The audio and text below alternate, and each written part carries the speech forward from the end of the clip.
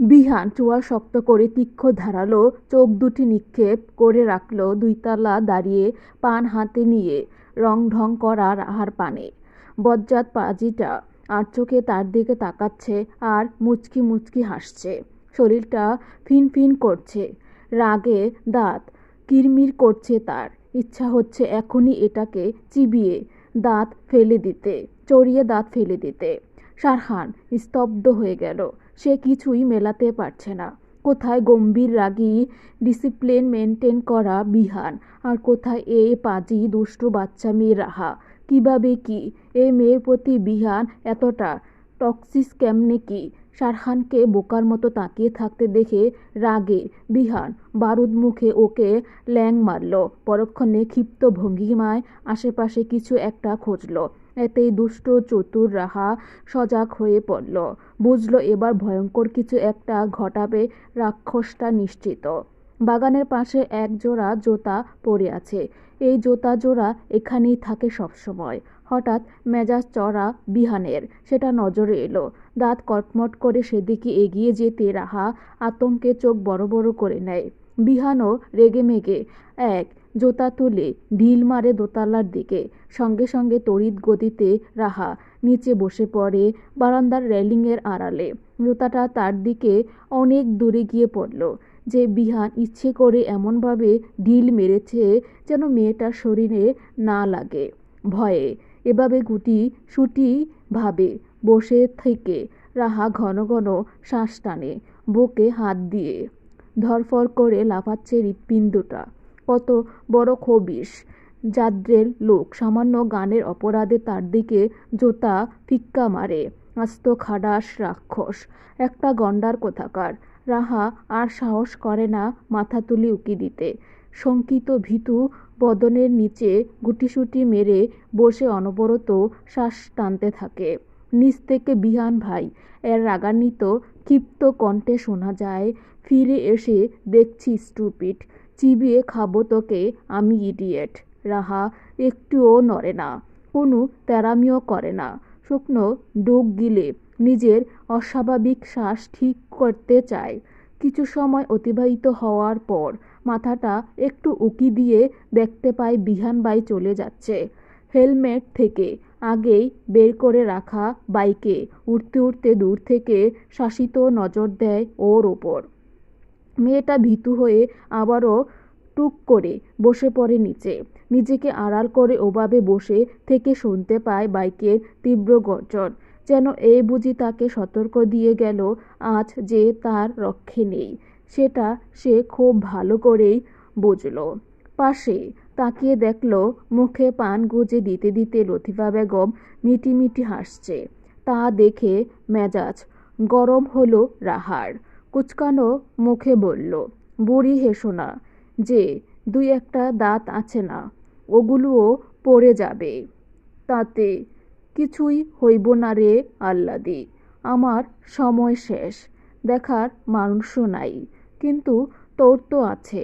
এখন নিজেই বুঝা দেখ হ্যার সামনে কেমনে চলবি। তোর পীড়িতের নাতি যে আমারে জোতা ফেক্কা মারল, কিছু তো বললা না তুমি। পানের বাটা থেকে একটু মিষ্টির জর্দা নিয়ে মুখে দিতে দিতে বললেন লতিফা বেগম, আমি কি করবো, যা কওয়ার তো তুই কইলি। জান রাখবি, মনের কথা কইবি, দূরে গেলে আবার মইরা যাবি বলি। শরীরে কি যৌবনে লড়া দিছে? দাদির রসিকতা কথা আর টিপুনি মার্কা হাসি দেখে শরীর জ্বলে রাহার। কটমট করে বলে, বুড়ি তোমার শরীরে রং লাগছে, মনে বহুত ফুর্তিও দেখি নাতি বাড়ি আসছে বলে। আর আমার যৌবনে লাড়া দিলে তো সামলানোর জন্য তোমারে সাথে নিয়ে ঘুরব। রাহা হত দ্বন্দ্ব হয়ে চলে যাচ্ছিল। লতিফা বেগম পেছন থেকে বললেন আবারও, আমারে নিয়া কি করবি? আমি তো কাজে লাগবো না রে পাগলি। জ্বালা মেটানোর মানুষ তো আছিই তোর। রাহা পিছু ফিরে লাল চোখ মুখ নিয়ে বলল, বুড়ি কবে যে তুমি আমার হাতে টপকে যাও বলা যায় না। রাহা মিলিয়ে যেতেই পান চিবুতে চিবুতে বিড়বিড় করলেন লতিফা বেগম, তোকে তোর নিরাপদ জায়গায় পৌঁছে দিতে পারলেই আমি শান্তি পাবো। উপরে গেলেও বোধহয় তৃপ্তি পাবো নিজের দায়িত্ব পালন করে। সময় মতো তোর মানুষটার হাতে তোকে তুলে দিতে পারলেই আমার শান্তি। আমি যে অঙ্গীকারবদ্ধ রে দাদুমণি। নিজের ঘরে রাহা বিচলিত হয়ে পায়চারি করছে, ছটফট করছে এক প্রকার, কোনোভাবে শান্ত হতে পারছে না। পাগলের মতো রুমের এক মাথা থেকে অন্য মাথায় ছোটাছুটি করছে। কি করবে, নিজেকে কিভাবে রক্ষা করবে, কি করে লুকাবে, কোথায় যাবে, এসব চিন্তা তাকে আরও অস্থির করে ব্যঙ্গ করে তুলল। ভয়ে আর চিন্তায় থেমে থেমে আর নিঃশ্বাস আটকে এলো। জর্দালটা আজ বাড়ি ফিরে তাকে আস্ত রাখবে না। আজ যে তার রক্ষে নেই সেটা চঞ্চল রাহা বুঝে গিয়েছে।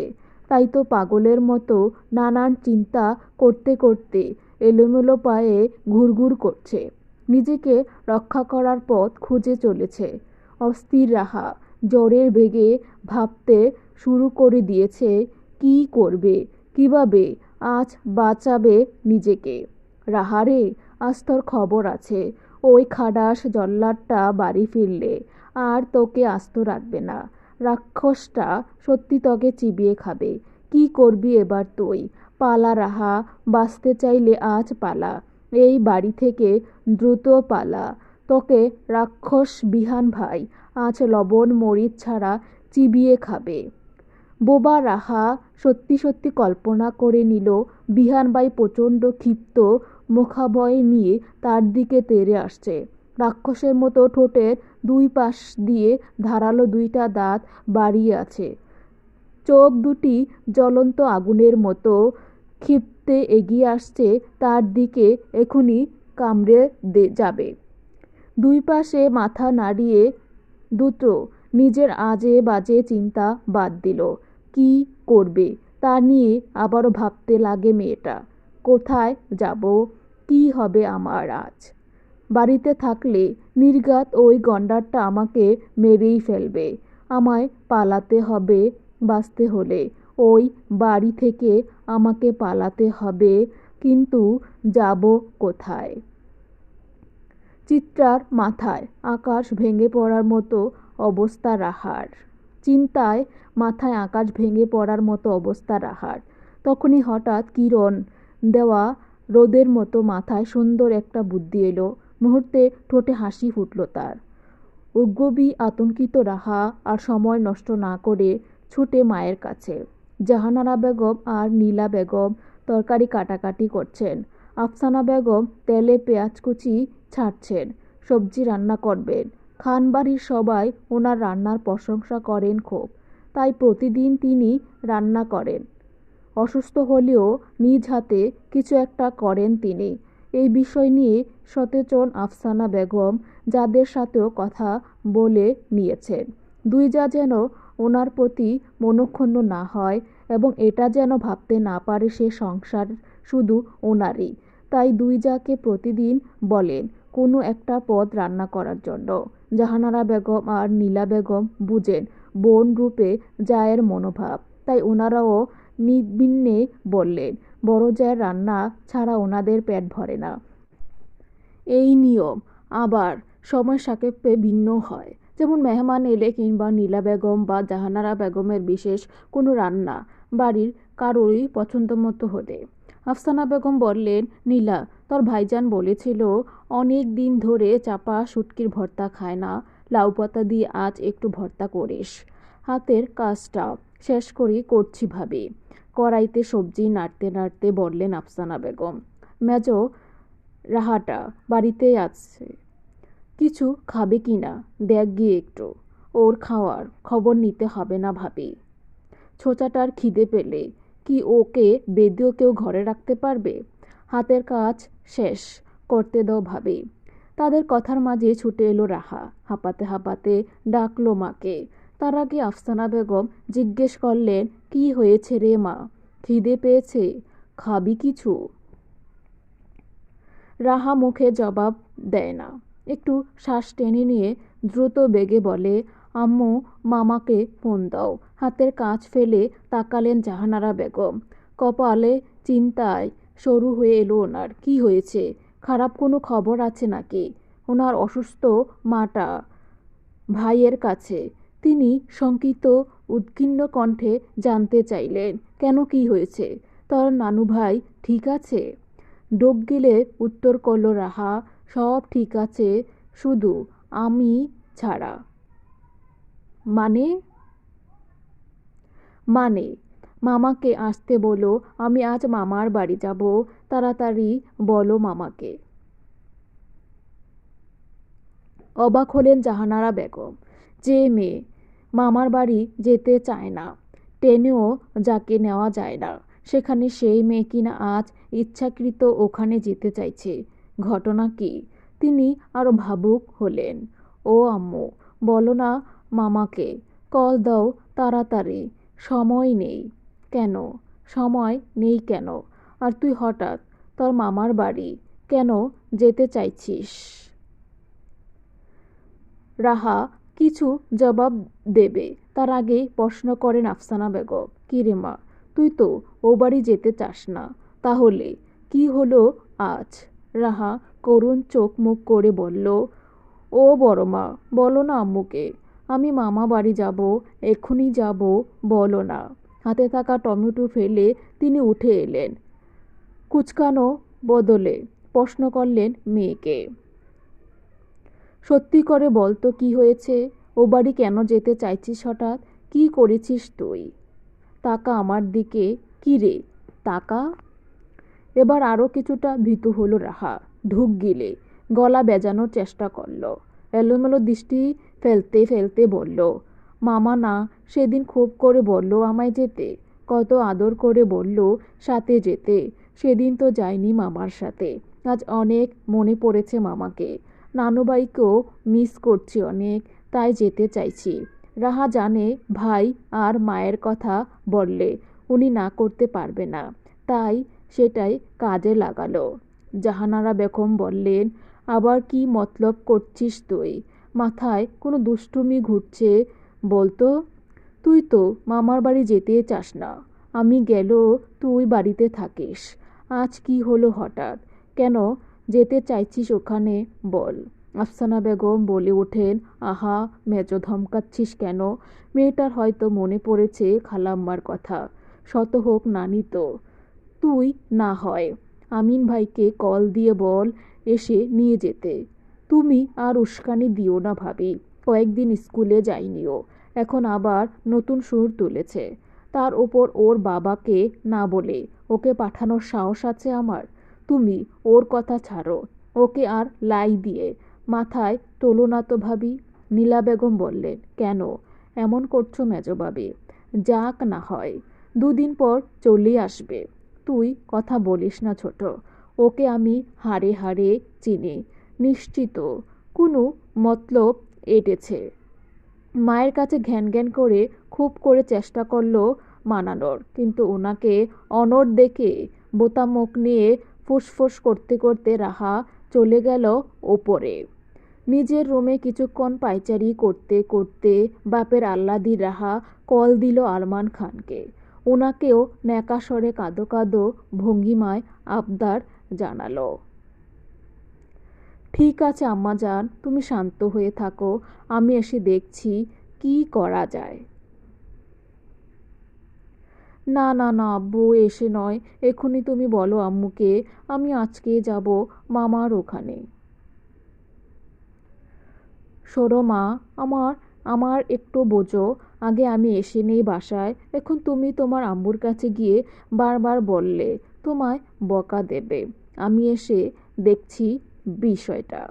তুমি বুঝতে পারছো না আব্বু, আমি এখনই বের হতে না পারলে ওই রাক্ষসটা এসে আমায় খেয়ে ফেলবে।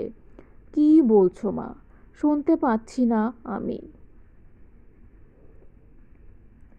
কিচ্ছু না আব্বু, আমি জানি তুমি বিকেলের আগে আসবে না।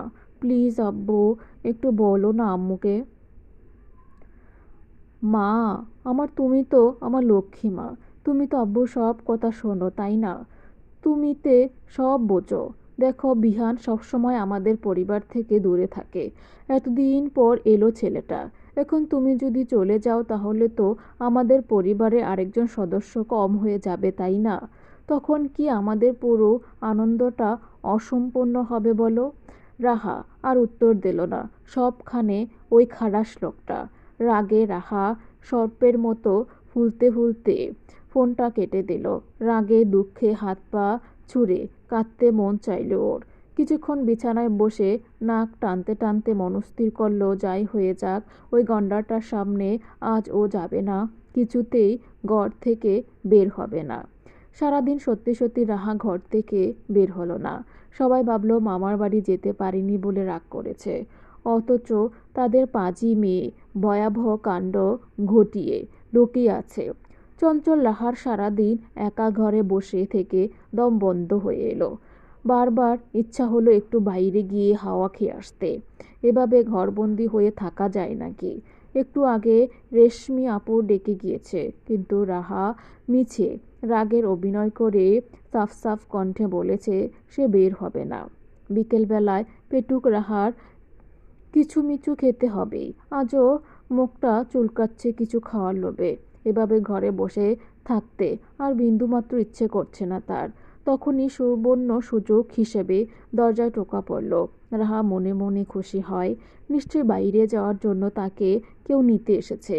রাগ করার পর নিজে নিজে না গিয়ে কারো কথায় গেলে অন্তত নিজের রাগের দামটা তো থাকবে।